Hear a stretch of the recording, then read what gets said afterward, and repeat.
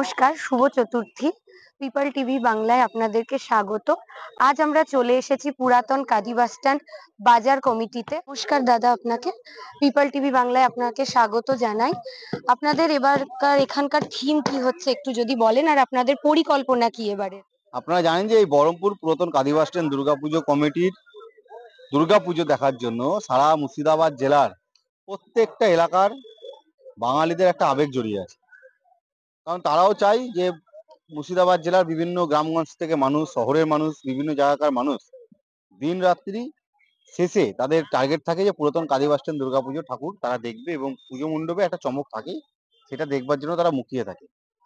তো এই বছর আমরা ৪৮তম বর্ষে পুরাতন কাজী বাসস্ট্যান্ড দুর্গাপুজো কমিটির পক্ষ থেকে জেলার প্রত্যেকটা বাঙালিকে, যারা দুর্গাপুজো প্রেমী মানুষ, সর্বধর্মের মানুষকে আমরা স্বাগত জানাই।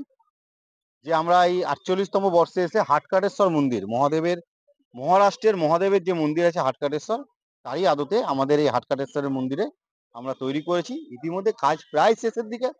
আর গত আগামী পরশুদিন আমাদের এই পুজো মণ্ডপ সাধারণ মানুষের জন্য ওপেন হয়ে যাবে। আমরা সেই জন্য প্রস্তুতি চলছে বৃষ্টির মধ্যেও।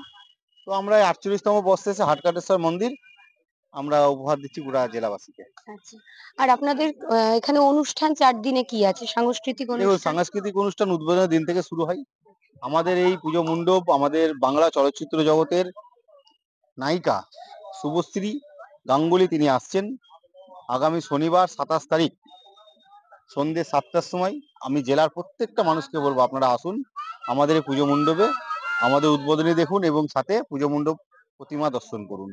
আমাদের ৪ দিনই প্রচুর প্রোগ্রাম হয়, সাংস্কৃতিক অনুষ্ঠান হয়, গান বাজনা হয়, আমাদের বাচ্চাদের বিভিন্ন কুইজ প্রতিযোগিতা হয়। বিভিন্নভাবে আমরা মানুষকে আনন্দ উপভোগ করানোর জন্য আমরা পুজো মণ্ডপে তৈরি থাকি।